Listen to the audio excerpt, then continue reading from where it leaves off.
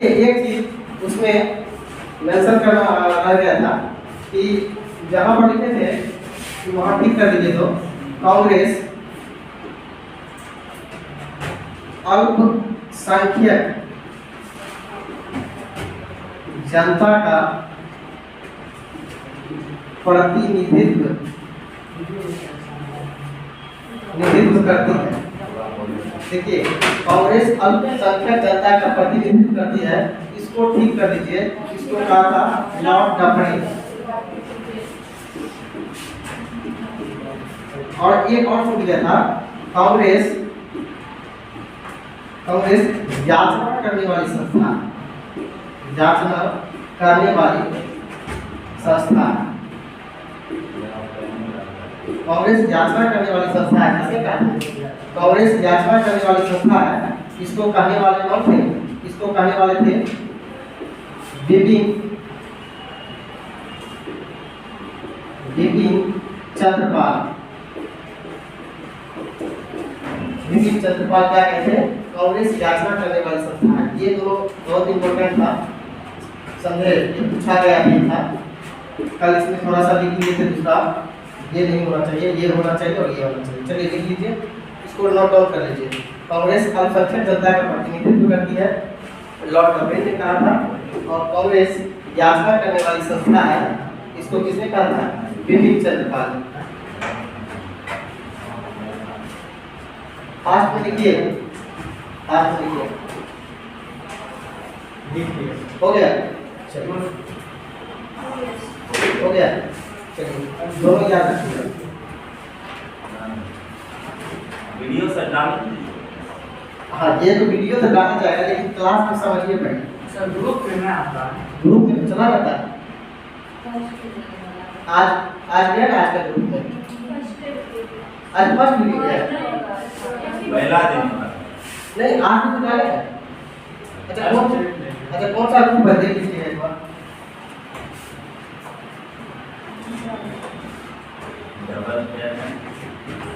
ऐसे भी N K education classes all in one, इस यूट्यूब पे चैनल पर सभी वीडियो मिल जाएगा। अगर नहीं भी ग्रुप में गया होगा तो ये चैनल मेरा इस पर चला गया होगा। ठीक है? हाँ, वो तो लिखा ही जाता होगा किसी में। हाँ, सब टोटल इससे पहले जो भी नहीं भी था उससे भी मिला जाएगा। लगभग 300 वीडियो है। इसका नहीं, अभी कुछ ऐसा कुछ नहीं आ रहा है। ठीक है, चलिए स्टार्ट करते हैं। आज का जो है, पहले 1892, ये लिखिए वर्ष 1892, वर्ष 1892। ठीक है, अध्यक्ष लिखिए। अध्यक्ष कौन थे?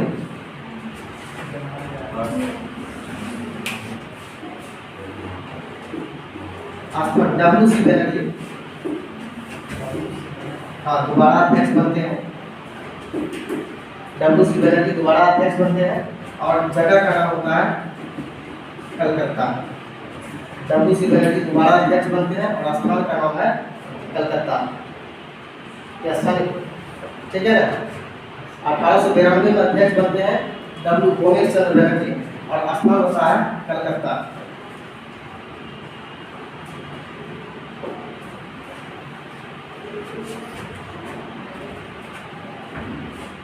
कहाँ तक हुआ था? 1889 तक हो गया था। 1889 के बाद बहुत सारा छोटा छोटा टाइम पीरियड है, उस सब में बहुत कम है, ज़्यादा डिटेल नहीं है। इसमें क्या हुआ था बताइए? इसमें क्या हुआ था 1892 में?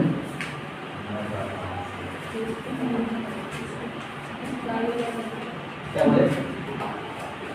देखिए, फर्क आते हैं कि नहीं? थोड़ा सा फर्क आता है, थोड़ा सा जो फर्क आते हैं तो बताइए। 1892 में जब WC बनर्जी कलकत्ता में अध्यक्ष बनते हैं तब क्या होता है? देखिए, सबसे बड़ी बात है, जब अध्यक्ष को बनाया जाता है तो अभी तक तो चुनाव वगैरह नहीं हो रहा, लेकिन 1906 से चुनाव भी होगा। 1906 के अधिवेशन में हम लोग को मेन में देखना क्या है? 1892 फिर 1896 वर्ष 1896 यहाँ जो है यहाँ अच्छा एक छूट दिया था आपका उसमें 4 महिलाएं आती है 1889 में 4 महिला आती है जिनमें एक का नाम था पंडित रमाबाई गंगुली और स्वर्णा कुमारी देवी तीसरा और चौथा होता है स्वर्णा कुमारी देवी क्या पहले ये बताइए। तू जगह का नाम से बिलोंग करता है किस क्षेत्र से है कहाँ ये बंगाल साइड में थे ठीक है। स्वर्णा कुमारी देवी एक बंगाली राइटर भी रहती हैं और रविंद्रनाथ टैगोर की टैगोर की बहन रविंद्रनाथ टैगोर की बहन सरला कुमारी देवी और याद कीजिए एक सरला कुमारी कुछ याद आ रहा है सरला कुमारी यही है जो 1911 में जनगण मन गाए थे जनगण मन गाने वाली पहली महिला कौन थी सरला कुमारी हाँ इनका इलाहाबाद हमको भी लगा इलाहाबाद उसके बाद तो करता है उनका स्थान जो था ना सही में इलाहाबाद ठीक कर लीजिएगा तो कलकत्ता है इसका ठीक है इनका स्थान कलकत्ता है 1896 वाले और इनके अध्यक्ष होते हैं दूसरे मुस्लिम अध्यक्ष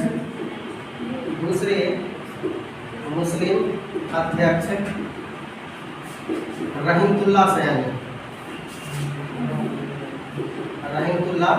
सयानी दूसरे मुस्लिम अध्यक्ष का नाम है रहीमतुल्लाह सयानी ठीक है सर 1892 हाँ नहीं 1892 नहीं ये आपका 1889 का है जिसमें जो महिला भाग ली थी उसी में था कदम्बनी गुंगली और हाँ ये सरला कुमारी याद रखिएगा। हम एक एक्स्ट्रा फैक्ट बताएं कि 1911 में जनगण मन गाने वाली महिला का नाम कौन थी सरला कुमारी और सरला कुमारी कौन है तो ये रविंद्रनाथ टैगोर की भांजी है ठीक है। रविन्द्रनाथ टैगोर की भांजी का नाम है सरला कुमारी और रविन्द्रनाथ टैगोर की बहन का नाम है स्वर्णा कुमारी देवी ठीक है। ये याद रखिएगा रविन्द्रनाथ टैगोर की बहन 1911 में जनगण मन गाने वाली थी ठीक है। लेकिन इनका हाँ 1892 उतना नहीं है किसी तो वो है ही नहीं तो 91 वाला सब मैंने लिखा है। अब यहाँ लिखना है 1896 से कलकत्ता में हुआ था अध्यक्ष दूसरे मुस्लिम अध्यक्ष थे नाम था रहीमतुल्लाह सयानी और इसमें लिखिए इसमें प्रस्तावित स्थान इंग्लैंड था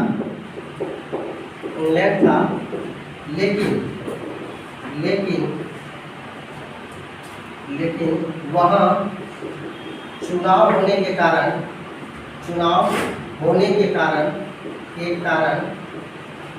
इसे रद्द कर दिया गया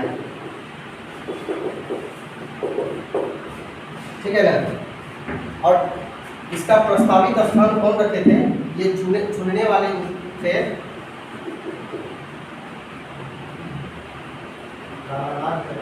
दादा भाई नेहरू जी क्या किए थे इनका प्रस्तावित स्थान इंग्लैंड रखे थे कहे कि एक बार इंग्लैंड में भी मीटिंग होना चाहिए लेकिन वहाँ चुनाव हो रहा था उस समय चुनाव के कारण इसको रद्द करके कहाँ कर दिया गया कलकत्ता में ठीक है, वहाँ से रद्द कर हाँ, रद्द कर दिया गया। कहा कि यहाँ पर नहीं होगा क्योंकि यहाँ पर अभी चुनाव चल रहा है और आप जिस जगह पर करना चाहते हैं वहीं पर कीजिएगा। ठीक है, वहाँ भी चुनाव होता है। ठीक है, समझ लीजिए।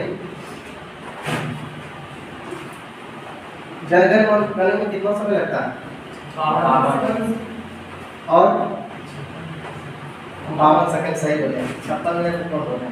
और वंदे मातरम देखिए, इसी में फैक्ट लिखिए। पहली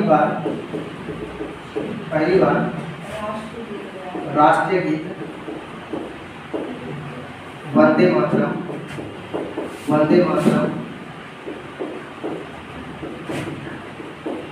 गाया गया। राष्ट्रगीत वंदे मातरम को गाने में कितना सेकंड लगता है? 65 सेकंड। और देखिए दूसरा फैक्ट, वंदे मातरम के रचयिता बंकिम चंद्र चटर्जी थे। ठीक है, वंदे मातरम के रचयिता कौन है? बंकिम चंद्र चटर्जी। और उनको गाने में 65 सेकंड लगता है और जनगण मन को गाने में 52 सेकंड लगता है। और जनगण मन का एक है कि शुरुआत का लाइन और अंतिम लाइन गाने में मात्र 20 सेकंड लगता है। जनगण मन की शुरुआत पंक्ति और अंतिम पंक्ति में 20 सेकंड लगता है। शुरुआत और अंतिम पंक्ति गाने में मात्र 20 सेकंड लगता है।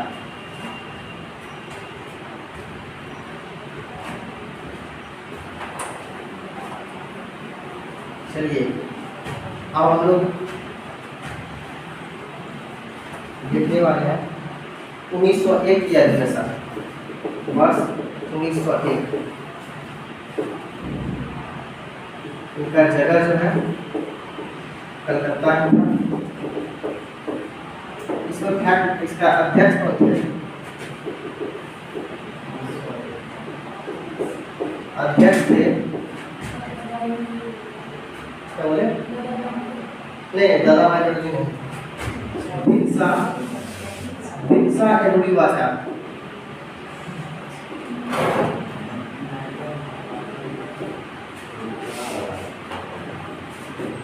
भिमसा एडुडी वाचा। ठीक है, नाम कठिन है लेकिन एग्जाम में यही पूछता है। सब अजीब लगता है, सबसे अलग लगता है क्योंकि आज तक सुने हुए हैं, ये नहीं सुने थे। भिमसा एडुडी वाचा।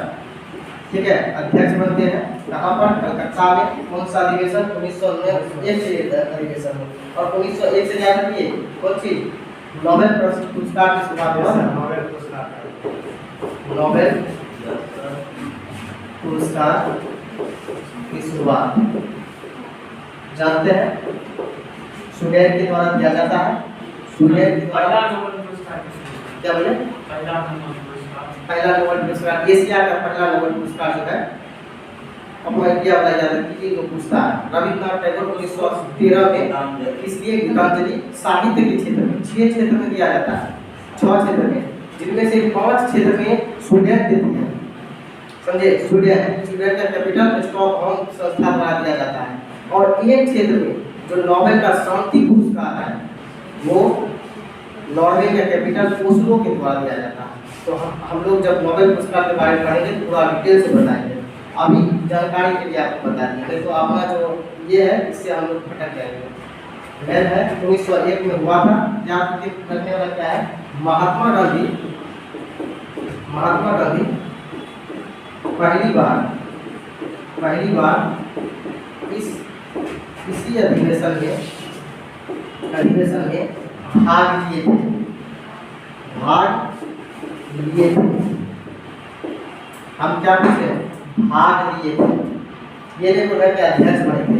महात्मा गांधी मात्र एक बार अध्यक्ष बनते हैं 1924 के बेलगांव अधिवेशन जो कर्नाटक में है। ठीक है ना? महात्मा गांधी जो बनते हैं अध्यक्ष मात्र एक बार। सर जब ये अध्यक्ष बनने का तो जो विपक्ष पार्टी प्रेसिडेंट रहेगा। हाँ, इसमें जितने भी आते हैं गरम दल, नरम दल, मुस्लिम लीग, ये सब मिलकर बात रखते हैं कि क्या होना चाहिए। ब्रिटिश के समय ब्रिटिश के भी मेंबर रहते हैं, उनमें जो लगता है कि उस अधिवेशन को पारित कर दिया जाता है और उस पर कुछ कानून बनाया जाता है, उसका समाधान किया जाता है। तो इसमें महात्मा गांधी भाग लिए थे सदस्य के रूप में, ठीक है ना। एक और चीज है कि सुभाष चंद्र इस पे बात नहीं करना है। एक मात्र है कि बाल गंगाधर तिलक, बाल गंगाधर तिलक इनके सदस्य रहते हुए भी आज तक अध्यक्ष नहीं बने, ठीक है। बाल गंगाधर एक चीज लिख लीजिए, बाल गंगाधर तिलक कांग्रेस के अध्यक्ष सदस्य होते हुए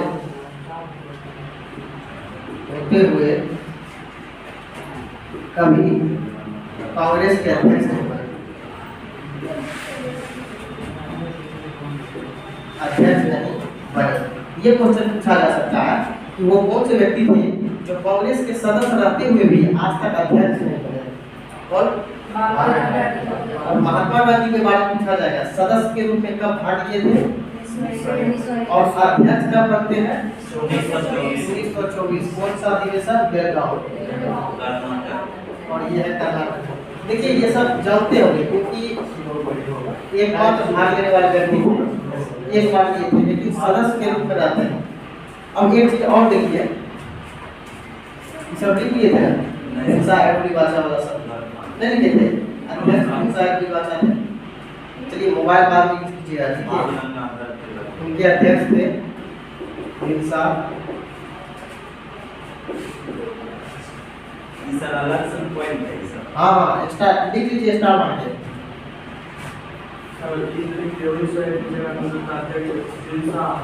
हिंसा एवरी भाषा, ठीक है। हाँ ये है। और बाल गंगाधर कांग्रेस के सदस्य रहते हुए भी आज तक मतलब कभी अध्यक्ष नहीं बने, इधर हम निकाल देते हैं। और एक बात बताइए, जब 1901 में महात्मा गांधी भाग लेते हैं उस समय महात्मा गांधी किस देश से आते हैं? दक्षिण अफ्रीका, साउथ अफ्रीका से। अच्छा ये बताइए कि महात्मा गांधी दक्षिण अफ्रीका में रहते हुए भारत कितनी बार आते हैं? मात्र एक बार। चलिए लिखिए, ये भी लिख लीजिए, महात्मा गांधी 1893 से 1915 के बीच भारत 3 बार आते हैं, 3 बार आते हैं। कब कब? पहला लिखिए 1897 में, इसलिए पत्नी और बच्चे को ले जाने के लिए।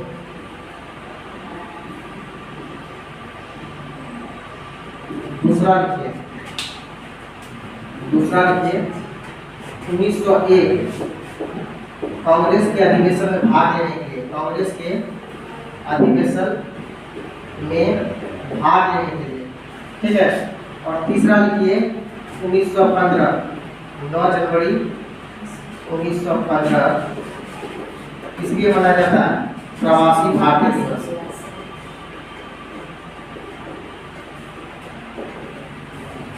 और टोटल मिला के महात्मा गांधी दक्षिण अफ्रीका में कितना साल रहते हैं? 21 वर्ष। महात्मा गांधी दक्षिण अफ्रीका में 21 वर्ष रहते हैं, क्योंकि देखिए 2 जनवरी महीना स्टार्टिंग हुआ, शुरुआती में आ जाते हैं, पूरा नहीं रहे साल के अंत तक रहते तब हम लोग कहते हैं 22 साल है, लेकिन शुरुआत में घटाइएगा तो 22 साल पूरा जाएगा, लेकिन ठीक है, लेकिन 21 साल की रहे क्योंकि शुरुआती मंथ में आप है, समझे? शुरुआत इसीलिए एक साल हम लोग घटा के चले, 2 जनवरी 1915 में वापिस आ गए थे। क्या क्या इससे फैक्ट निकला? Mahatma Gandhi total south Africa में 21 साल रहे, और 3 बार आते हैं भारत इस क्रम में। 1897 में पत्नी और बच्चे को ले जाने के लिए, दूसरी बार 1901 के कांग्रेस का अधिवेशन में भाग लेने के लिए, और तीसरी बार कि 2 जनवरी 1915 को भारत आते हैं तो भारतीय प्रवासी भारतीय दिवस मनाया जाता है। एक बात बताइए, महात्मा गांधी के कितने बच्चे थे? चारों का नाम क्या है?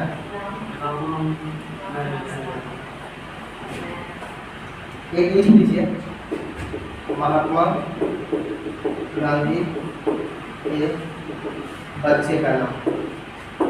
पहला रामदास देवदास। देवदास एक बुक भी है, शरद चंद्र चटर्जी के द्वारा लिखा गया था।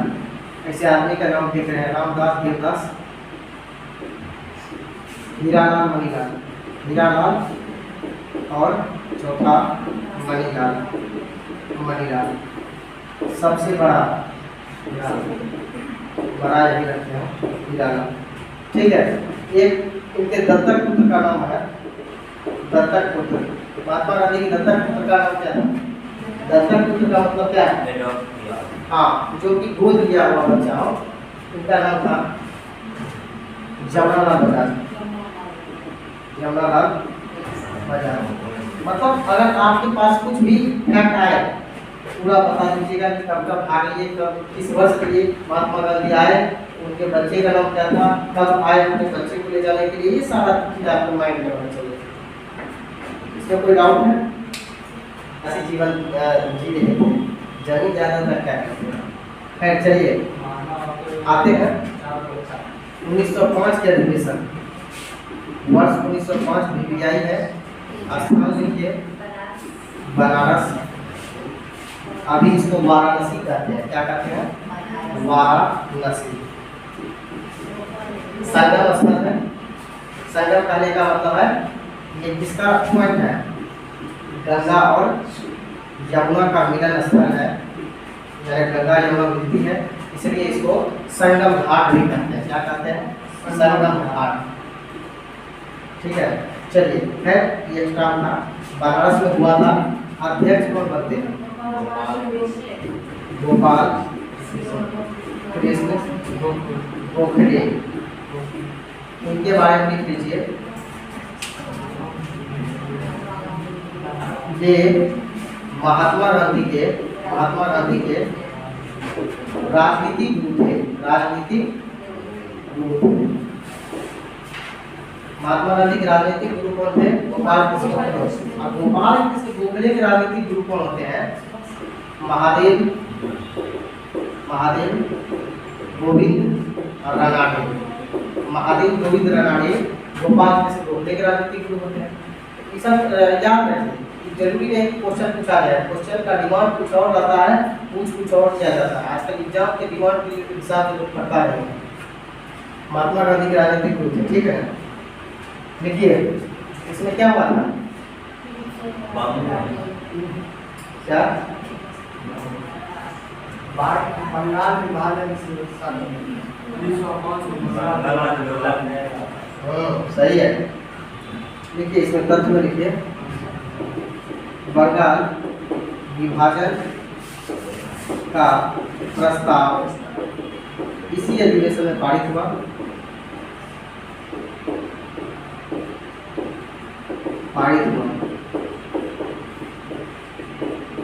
ठीक है।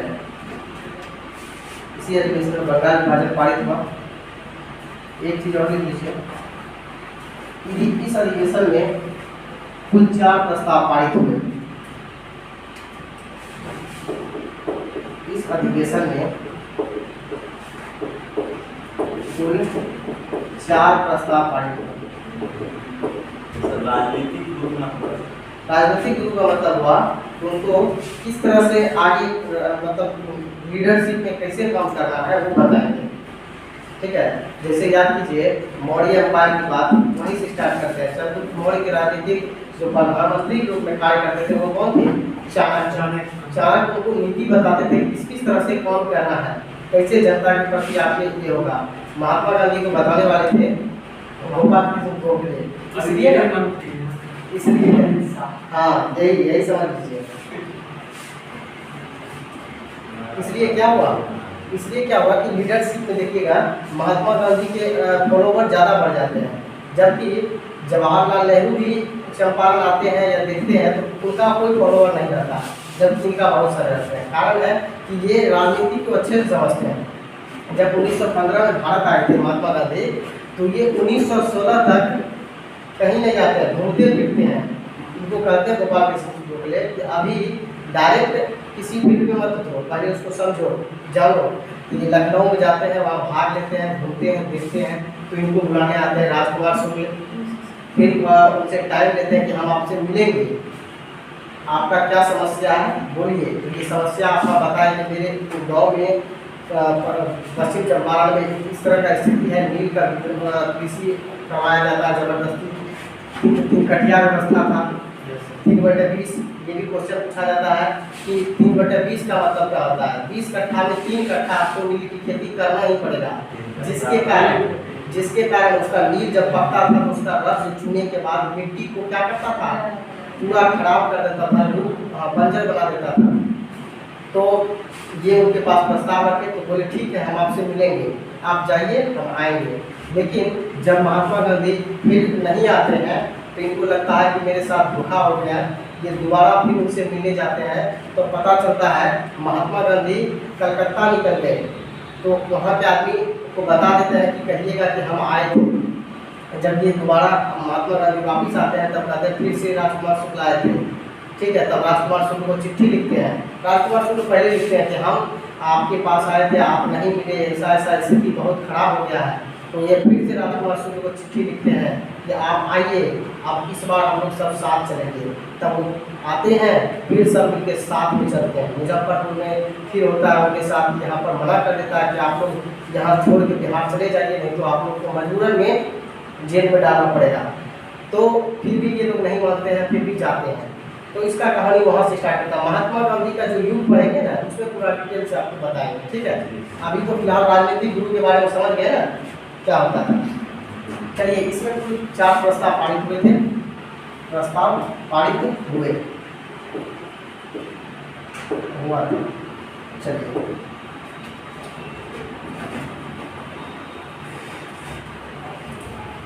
पहला स्वराज, दूसरा राष्ट्रीय शिक्षा के लिए, तीसरा स्वदेशी आंदोलन के लिए, और चौथा बहिष्कार आंदोलन। समझिए सबको। स्वराज का मतलब है कि होम रूल ले, होम रूल मतलब अपना रूल होना चाहिए, किसी ब्रिटिश के द्वारा थोपा गया रूल नहीं चलेगा, ठीक है। स्वराज चाहिए, अपना राज चाहिए। दूसरा बात, राष्ट्रीय शिक्षा, यानी हम लोग का देश में जो शिक्षा चल रहा है, एजुकेशन चल रहा है, उसको राष्ट्रीय स्तर पर बनाकर उसको अच्छे से क्रियान्वयन किया जाना चाहिए। यानी ब्रिटिश के द्वारा जो थोपा गया एजुकेशन है वो नहीं चलेगा, इसमें बात किया गया। तीसरा कहा स्वदेशी आंदोलन, मतलब हम लोग का अपना आंदोलन होगा, अपना देश का, और हम लोग अपना देश का यूज करेंगे सामान, विदेशी आप नहीं करेंगे। इसलिए यूज किया गया बहिष्कार आंदोलन कि ब्रिटिश का जो भी चीज़ है, किसी में कपड़ा वपड़ा जला दिया गया था ना, कपड़ा जला दिया गया था, बोले थे कि हम ब्रिटिश का कपड़ा वपड़ा यूज नहीं करेंगे। सब आदमी हड़ताल कर दिया गया। कॉलेज के जितने भी प्रिंसिपल सब थे, पढ़ाने वाले इंडियन जितने थे, डॉक्टर थे, जितने भी कर्मचारी थे, सब अपना काम छोड़ के वापिस धरना पड़ा गया कि हम लोग नहीं करेंगे। फिर बंगाल विभाजन को लेकर इतना सारा बात था। बंगाल विभाजन किस बेस पर किया जा रहा था, तो हिंदू और मुस्लिम पर, वेस्ट बंगाल और ईस्ट बंगाल, ठीक है। बाद में ईस्ट बंगाल पाकिस्तान में मिल गया, तो ये बांग्लादेश में मिल गया, बाद में बांग्लादेश पाकिस्तान में मिल गया। इसलिए पाकिस्तान का 2 हिस्सा, कौन कौन, पश्चिमी पाकिस्तान और पूर्वी पाकिस्तान। बांग्लादेश को पूर्वी पाकिस्तान कहा जाता था, ठीक है ना। यहाँ चारों समझ में आया, ये चारों समझ में आया। तो हम लोग 1905 के अधिवेशन तक अभी देखते हैं। आज जो सबसे इम्पोर्टेंट करवाने वाले हैं, थोड़ा मैपिंग का क्लास सोच रहे हैं कि इसी में करवा दें, ठीक है। अच्छा, हम मैप खुद बनाते हैं, ये तो गुलशन जी का काम है, ये अभी तक कर रहे हैं। इसको उतार के फटाफट कर लीजिए, हो गया ना। चलिए, एटलस सबके पास होना चाहिए। क्या सर? एटलस बुक, क्या एटलस बुक का मतलब है कि आपके पास एक मैप का बुक होना चाहिए, जिसमें सब चीज के बारे में दिया रहता है। हाँ, एटलस या फिर ATLAS। ये मैप बुक होता है, मैप बुक होता है। अगर इसके अलावा इसके साथ क्लास कीजिएगा तो आपका क्वेश्चन छूटेगा एटलस। साइकिल नहीं होता। देखिए एटलस होने के बाद हम आपको होमवर्क ग्रुप में भी दे देंगे। हम तो 3-4 दिन से ग्रुप में भेज रहे हैं, क्वेश्चन कर रहे हैं कि आप लोग पहुंच नहीं रहा है। इसका मतलब या आप लोग ग्रुप में नहीं है या हमने लिखा है पदसिया जो है, ये जो है इंग्लिश क्लासेस है नहीं है तो अपना नंबर भूषण जी को दे दीजिए। नहीं है तो आप लोग सर्च कर लीजिएगा। ठीक है, ग्रुप में रहने के बाद ना हम एक्स्ट्रा संडे को भी होमवर्क आपको दे देंगे और लगेगा कि नहीं छुट्टी नहीं है, फिर ऐसा नहीं आएगा। टेलीग्राम बनाया है कि जी सर बनाओ। कौन सा टेलीग्राम वही पदसिया हम सर्च के अच्छा उसका लिंक भेज दीजिएगा अगर होगा किसी के पास। ठीक है, उसका लिंक भेज दीजिएगा। चलिए इसका काम हो गया एटलस वाला। चलिए सबसे पहले टॉपिक नंबर 1 स्टार्ट करते हैं। अभी ये सोच रहे हैं क्या बना। पहले ध्यान दीजिए, ये बंगाल नहीं, बिल्कुल सही समझे हैं। जम्मू कश्मीर का ये पूरा पार्ट क्या हो गया, लद्दाख। और ये कौन सा हो गया, जम्मू एंड कश्मीर। जम्मू और कश्मीर। बहुत मजा आएगा इसमें, आपको एक भी क्वेश्चन इससे छूटेगा। पहले बढ़िया देखिए, पहला मैप ये है, ये देखिए, ये समझ लीजिए।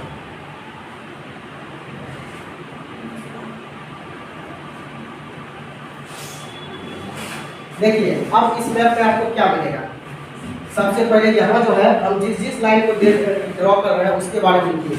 अगर पूछा जाएगा पूरा मैप में जम्मू कहाँ है, कश्मीर का, दोनों अलग अलग जगह है। आपको एक साथ यहाँ दिखाया, यहाँ पर अलग अलग करके दिखाएंगे। यहाँ हो गया आपका जम्मू। जम्मू मतलब सबसे ठंडा एरिया है इस साइड में। और ये वाला एरिया जो हो गया, ये हो गया कश्मीर। ये वाला जो एरिया है, ये ध्यान से देखिए, इसको कहते हैं आज़ाद कश्मीर। आज़ाद कश्मीर।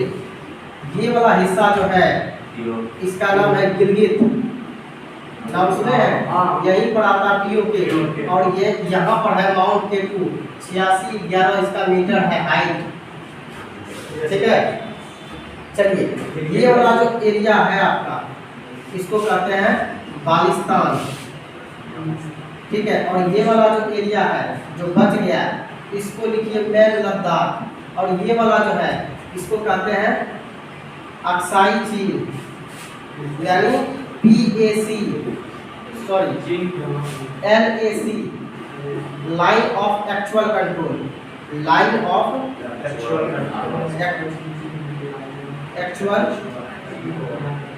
कंट्रोल। यहाँ पर चीन का अधिकार है। इधर POK अपना बोलता है। इसका कैपिटल क्या है, मुजफ्फराबाद। क्या था किसी को दिक्कत, फिर से एक बार समझ लीजिए। ये दोनों हिस्सा है, यहाँ पर हम लिखे हैं जम्मू कश्मीर, जम्मू लिखे हैं, यहाँ ऊपर में हो गया कश्मीर। ये एरिया जो हो गया आपका आज़ाद कश्मीर है। ठीक है, ये POK का कैपिटल, ये एरिया POK है। और ये पूरा एरिया गिलगित में आता है। और यहाँ पर POK है जिसका कैपिटल मुजफ्फराबाद है। ठीक है, कैपिटल राजधानी भी पूछ लेता है। और यहीं पर है आपका माउंट केटू जिसका हाइट है 8611 मीटर। ठीक है ना। और दूसरा ये जो एरिया है बालिस्तान कहलाता है, मिडिल में, मध्य में जो आता है। ये है एरिया पूरा लद्दाख। और इधर जो है चाइना अपना अधिकार बताता है, जिसको अक्साई चीन कहते हैं, LAC, line of actual control. ठीक है, और इधर है LOC। ये बॉर्डर जो है, इधर का बॉर्डर जो है LOC कहलाता है। LOC का मतलब line of control. Line of control के साथ किसका है, भारत और पाकिस्तान का। और LAC के पास लाइन ऑफ एक्चुअल कंट्रोल किसके साथ है, भारत और चीन के साथ। इसको लिखना है मीटर, फिर इसको ये करेंगे, फटाफट लिख लीजिए। ठीक है, फटाफट कर लीजिए, इसको पहले कर लीजिए। लद्दाख और जम्मू कश्मीर को पहले कर लीजिए, पैर रुकना नहीं चाहिए अभी, ठीक है। चलिए एक और हम बनाते हैं।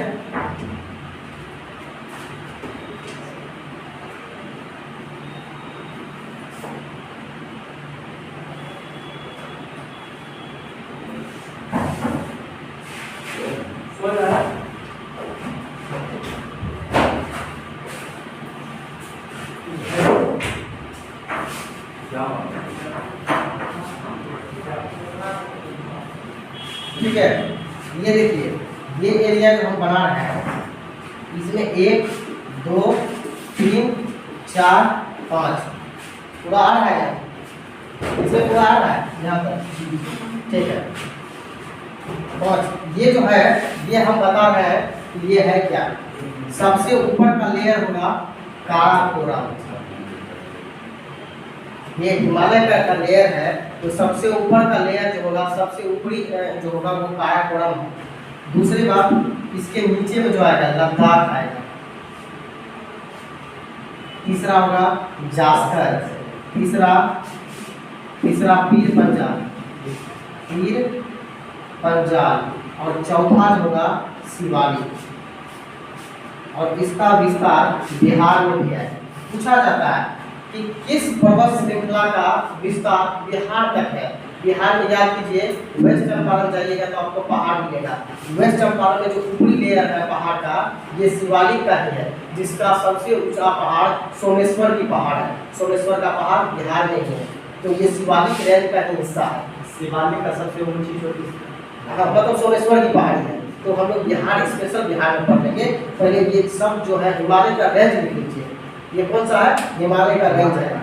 काराकोरम सबसे ऊपर पूछा भी जाता है। कूट में क्या करता है, इसको उल्टा पुल्टा दे देगा, कहेगा सजाइए, पहला पर कौन होगा, दूसरा पर कौन होगा, तीसरा पर कौन होगा, चौथा और पांचवा पर। ज्यादातर मैप में आपको 4 ही मिलेगा, पांचवा नहीं देता क्योंकि मतलब बिहार तक चला जाता है, समझे? बिहार में एकमात्र माउंटेन रेंज का विस्तार है शिवालिक। याद हो गया? पहला कौन? काराकोरम, दूसरा, तीसरा, चौथा, पांचवा शिवालिक। पूरा है ये जम्मू कश्मीर का पूरा मैप बता दिया। अब इसको हम लोग ये करने के बाद दूसरा देखेंगे। पूरा इंडिया मैप नहीं देखेंगे, लेकिन आज देखेंगे कि किस किस चीज़ से क्वेश्चन पूछा जा रहा है, उसके डिमांड पर हम आपको कुछ एक्स्ट्रा उसमें बताएंगे।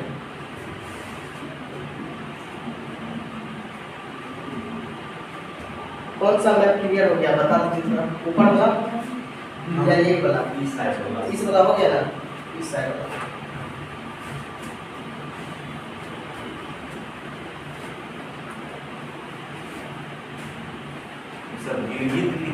हाँ गिलगित, तो इसमें मिल गया गिलगित। चलिए, ये चीन का था। एक कुछ जैसे ट्रिक है, अब बिहार का फुल फॉर्म पर पूरा इंडिया का नाम है, कभी सोचे हैं? जैसे BIHAR, बिहार के फुल फॉर्म में पूरा इंडिया का नाम, जितना भी नाम है, 5 नाम है भारत का 5 नाम इसी में आ जाता है। हाँ, उसको एक बार देख लीजिए। B से क्या आ जाएगा? भारत। I से इंडिया, S से हिंदुस्तान, A से आर्यवर्त, ठीक है, और R से रीवा। सबसे पुराना नाम भारत का आर्यवर्त है, सबसे पुराना नाम, ठीक है। जिनको याद नहीं है नोट कर लेंगे, ठीक है। ये ऐसे ही एक्स्ट्रा बता दें, ठीक है ना। ये रेंज वाला कर लिए थे, अच्छा इधर कर लिए हैं। चलिए एक और देख लीजिए। एक पटना, PATNA, पटना से इसके फुल फॉर्म में कुछ मिसाइल का नाम है, कुछ मिसाइल का नाम है जो इसी के फुल फॉर्म में मिल जाता है। सब तो नहीं आएगा लेकिन कुछ जरूर आएगा। P से पृथ्वी, नीचे हाँ, चौथा नंबर में पीर पंजाल, पीर पंजाब जो है ये पीर पंजाब, पहला पृथ्वी, दूसरा आर्यभट्ट, तीसरा त्रिशूल, चौथा नाग और पांचवा अग्नि। ये कुछ मिसाइल का नाम है जो पटना के नाम पर है, ठीक है। इसके फुल फॉर्म में हमको 5 मिसाइल का नाम पता चलता है। अगर ऑप्शन में दे दे क्या ये सब क्या है, तो सबसे पहली बात मिसाइल है, ठीक है। और ऑप्शन में दे दे कि इनमें से कौन मिसाइल नहीं है, तो सबको लगेगा आर्यभट्ट तो आदमी का नाम है, ये मिसाइल कैसे होगा? नहीं, ये भी मिसाइल है, इसलिए ये सब कंफ्यूजन क्वेश्चन आजकल ज़्यादा देता है। पृथ्वी, ई से पृथ्वी, ए से आर्यभट्ट और टी से त्रिशूल और एन से नाग और ए से अग्नि। क्या हुआ? सैटेलाइट का भी नाम आर्यभट्ट। हाँ, आर्यभट्ट सैटेलाइट का भी नाम है, ठीक है। आर्यभट्ट कहाँ के थे? बिहार के ही थे। एक ट्रिक है PAISK। अब ये किसका ट्रिक है? ये आपका ओशियन यानी महासागर का ट्रिक है, महासागर। इसके फुल फॉर्म में सारा महासागर का नाम आ जाएगा, देख लीजिए। ई से पैसिफिक, इसी को हम लोग क्या करते हैं? प्रशांत महासागर। दूसरा ए से अटलांटिक, अटलांटिक महासागर। तीसरा आई से इंडियन ओशियन यानी हिंद महासागर। एस से बताइए साउदर्न, साउदर्न यानी दक्षिणी महासागर। और ए से क्या हुआ? नाम लिखा हुआ। हाँ, नाम लिखा हुआ है। क्या लिख लिया? नाम तो नहीं लिख लिए। और ए से आर्कटिक महासागर। तो टी से क्या लिखा हुआ है? टी से त्रिशूल, ठीक है। टी से त्रिशूल। मिसाइल का नाम। हाँ, सब मिसाइल के नाम इसलिए यहाँ दिए मिसाइल, ये 100 होगा मिसाइल, डन 100। देखिए सबसे पहला टी से पृथ्वी, ए से आर्यभट्ट, टी से त्रिशूल, एन से नाग और ए से अग्नि होगा। यहाँ पैसा का ट्रिक था। पी से प्रशांत महासागर, ए से अटलांटिक महासागर, आई से इंडियन ओशियन यानी हिंद महासागर और एस से साउदर्न यानी दक्षिणी महासागर और ए से आर्कटिक महासागर। सबसे बड़ा प्रशांत महासागर, सबसे बड़ा प्रशांत महासागर और सबसे छोटा आर्कटिक महासागर। सबसे छोटा आर्कटिक महासागर। आपको बताए थे कि प्रशांत महासागर, अटलांटिक महासागर और हिंद महासागर ये तीनों कहाँ मिलता है? तो ये साउदर्न ओशियन में मिल जाता है। साउदर्न ओशियन के पास क्या मिलता है? प्रशांत महासागर प्लस हिंद महासागर प्लस आर्कटिक महासागर। ये तीनों कहाँ मिलता है? दक्षिणी महासागर में कौन मिलता है? प्रशांत महासागर कहाँ मिलता है? दक्षिणी महासागर में।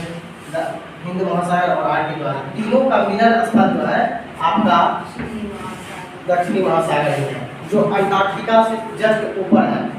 और दक्षिणी महासागर नहीं लिखा रहेगा तो अंटार्कटिका जरूर लिखा होगा, अंटार्कटिका ओशियन, ठीक है। एक आर्कटिक है, एक अंटार्कटिका है। साउदर्न, SOUTHER,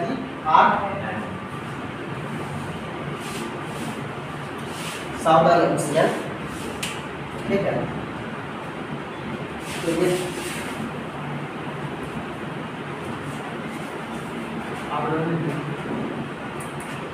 पाँच मिनट और रुकिए, इतना जल्दी घबराइएगा कैसे काम चलेगा?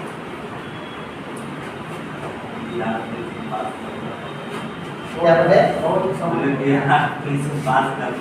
हाँ एकदम फॉर्म भर दिए ना? क्या बोले?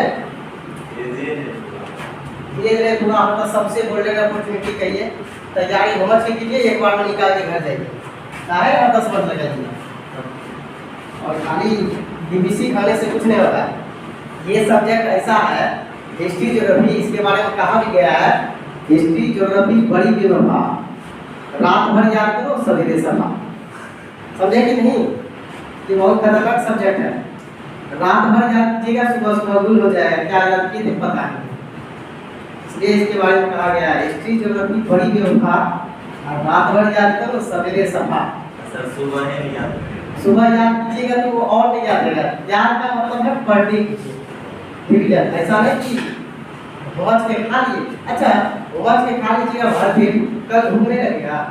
जी सर नहीं। क्या बात है, डेली कीजिए, खाते डेली, सुबह शाम रात, इसको भी बनाइए रूटीन में, सुबह शाम रात होमवर्क के याद करना। रिवीजन बहुत इंपॉर्टेंट है, रिवीजन याद नहीं कीजिएगा तो बहुत दिक्कत होगा। चलिए एक हम प्लीज बता रहे हैं राष्ट्रपति से रिलेटेड, टोटल राष्ट्रपति कितना है, और आपके पास अगर एनर्जी रहता, आपके पास एनर्जी रहता तो हम प्रधानमंत्री भी बता देते, लेकिन देखिए टोटल राष्ट्रपति का क्या है, पूरे मिलाकर 15 तक देख लेते हैं। सब आपके पास आंखों के सामने होगा, कोई इधर उधर नहीं होगा, सब आपके पास ही रहेगा। आज के बाद अगर याद कर लिए तो राजेंद्र राज वी फनी, राजेंद्र राज वी फनी यावेश के महल से,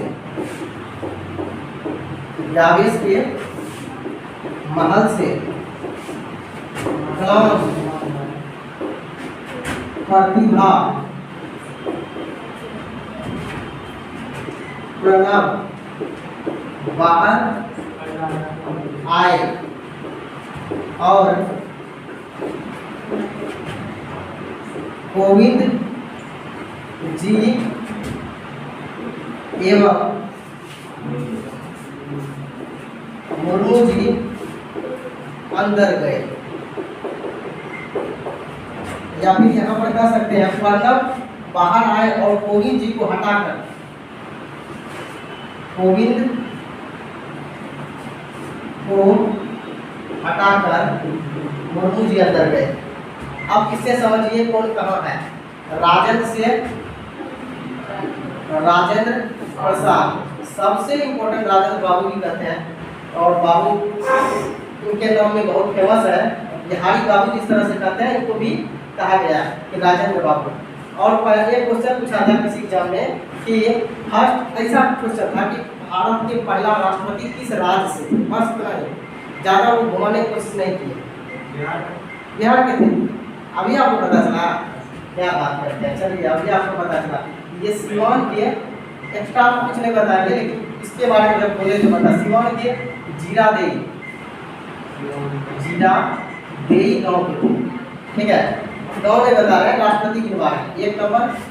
दूसरा रा से क्या होगा, राधा कृष्णन, इन्हीं के नाम पर टीचर डे मनाया जाता है, ठीक है? सर्वपल्ली राधा कृष्णन, ठीक है ना पूरा नाम। जो से क्या होगा, पहला मुस्लिम राष्ट्रपति, याद हो जाएगा, जाकिर हुसैन, मुस्लिम राष्ट्रपति लिख लीजिएगा, काहे कि क्वेश्चन कुछ भी पूछ सकता है। क्या बोले, और टाइम पीरियड कम था, अब बी से को भीमराव अम्बेडकर आज करने पड़े थे, बी से बीबी गिरी, से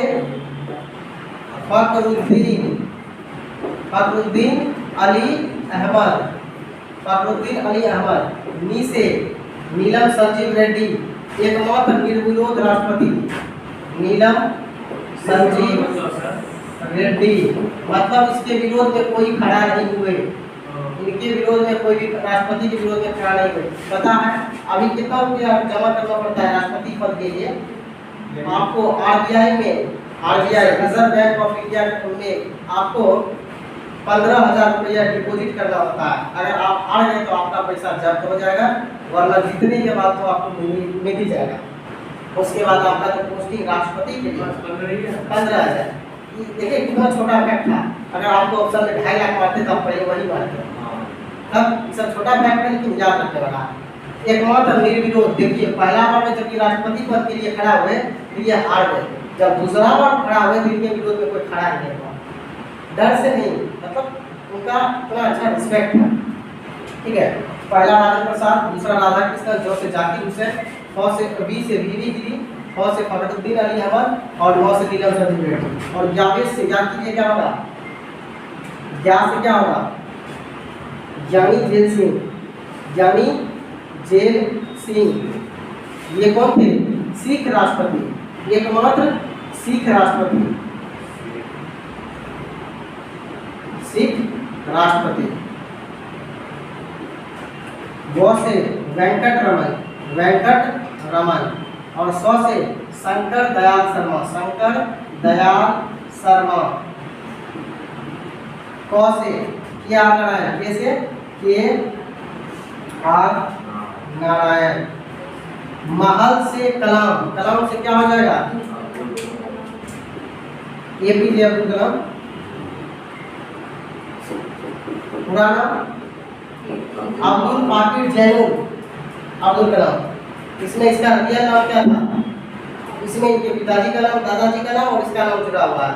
अगर तमिलनाडु में आप जन्म लेते तो आपके पिताजी दादाजी एक साथ नाम दिया जाता। ठीक है, इनके पिताजी दादाजी का नाम अब्दुल, इनके पिताजी का नाम काकिर और इनका नाम जैनुल। ठीक है, फिल्म देखे होंगे माय नेम इज कलाम, समझे, इनका फिल्म है माय नेम इज कलाम, लेकिन कलाम इनका रियल नाम है, जैनुल और कलाम रखा रहता है, कलाम तो बाद में लगाते हैं। ठीक है ना, जैनुल नाम था ये। और कितने नंबर के, 11th प्रेसिडेंट, 11th प्रेसिडेंट और 7वें मिसाइल मैन के नाम से प्रसिद्ध है। ठीक है ना। और प्रतिभा से याद हो गया, प्रतिभा देवी सिंह पाटिल, प्रतिभा देवी सिंह पाटिल। ठीक है, प्रणब से क्या याद आया, प्रणब मुखर्जी बाहर आए। और कोविंद से रामनाथ कोविंद, कोविंद। और मुर्मू से द्रौपदी, पदी मुर्मू।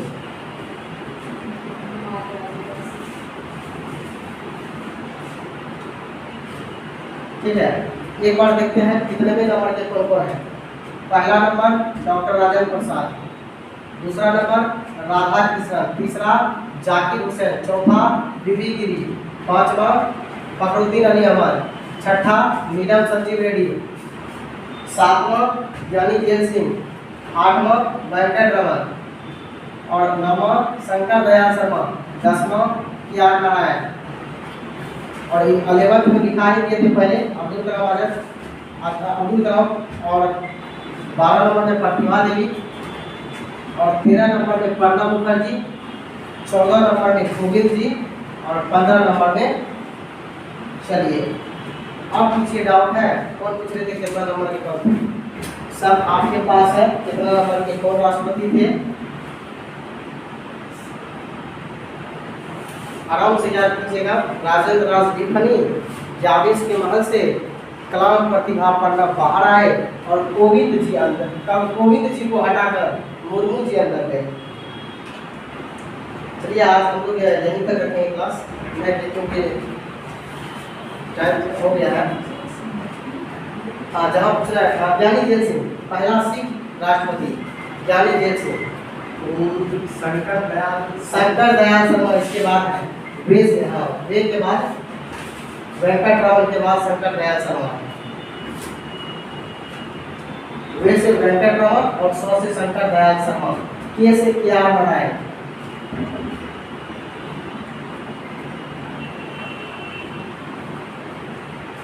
नवरी में पूछ ले, नहीं तो इसमें भी बहुत सारा फैक्ट है कि पहला सिख राष्ट्रपति कौन थे, शंकर दयाल शर्मा। नहीं, पहला सिख राष्ट्रपति ज्ञानी जेल सिंह। ठीक है ना, पहला सिख राष्ट्रपति ज्ञानी जेल सिंह। और पहला अगर मुस्लिम राष्ट्रपति डॉक्टर जाकिर हुसैन, 67 में कौन? जाकिर जाकिर हुसैन। 62 में कौन बने थे? राधा 62 तक रहते हैं कौन? 62 तक 67 तक रहते हैं, क्योंकि 62 तक का टाइम पीरियड तो कितने थे? 12 साल रहते हैं। सबसे ज़्यादा टाइम पीरियड तक कौन? राजेंद्र प्रसाद। 12 साल रहते हैं, यानी ये 3 बार चुने जाते हैं। भारत आज़ाद होने के बाद, अच्छा भारत आज़ाद होने के बाद राष्ट्रपति है कि गणतंत्र होने के बाद, ये बताइए तो। कोई पूछे कि राष्ट्रपति जो है राजेंद्र प्रसाद गणतंत्र भारत के राष्ट्रपति है कि स्वतंत्र भारत के राष्ट्रपति है? चलिए फंस गए। एक आदमी का सही है, एक आदमी गलत है। आप सोच लीजिए कितना गलत है कितना सही है। 50 में बने थे, इसका मतलब गणतंत्र भारत के राष्ट्रपति है। हाँ, भारत का प्रथम राष्ट्रपति ने कहा था फर्स्ट। क्या बोले? महल तो ये ऐसे ही है। महल का मतलब हो गया कि राष्ट्रपति भवन। कलाम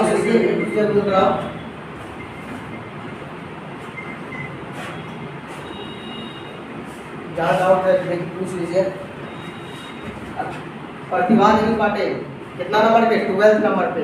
और 15 नंबर पे द्रौपदी मुर्मू। द्रौपदी मुर्मू है 15 नंबर पे। सबसे ज्यादा दिन तक प्रेसिडेंट रहने वाले डॉक्टर राजेंद्र प्रसाद। मुस्लिम प्राइम मिनिस्टर, मुस्लिम प्रेसिडेंट पहला डॉक्टर जाकिर हुसैन। उसके बाद जो बनते हैं दूसरा मुस्लिम राष्ट्रपति फखरुद्दीन अली अहमद। कहाँ दिक्कत है? कहाँ लिखे? कहीं तो दिखाई नहीं दे रहा होगा। एक बार जो बोल देते हैं राजेंद्र प्रसाद, राधा कृष्णन, जाकिर हुसैन, बीबी गिरी, फखरुद्दीन अली अहमद, नीलम सचिन रेड्डी। यहाँ आइए, जानी खेल सिंह, वेंकट रमन, शंकर दयाल शर्मा, के.आर. नारायण, अब्दुल कलाम, APJ अब्दुल कलाम, प्रतिभा देवी सिंह पाटिल, प्रणब मुखर्जी, रामनाथ कोविंद और द्रौपदी मुर्मू। ठीक है, लिख लिए। हाँ हो गया।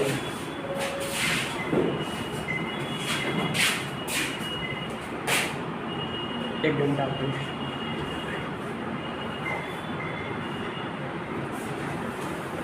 एक मिनट। अच्छा ठीक है, लिख लीजिए इसको।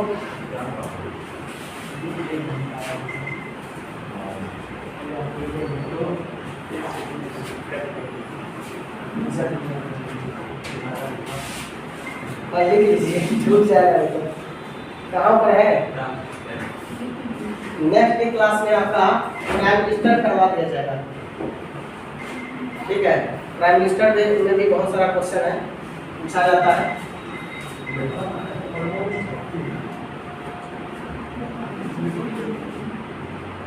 राष्ट्रपति पद पर वो पॉलिटी में पूरा डिटेल से पढ़ाएंगे। हाँ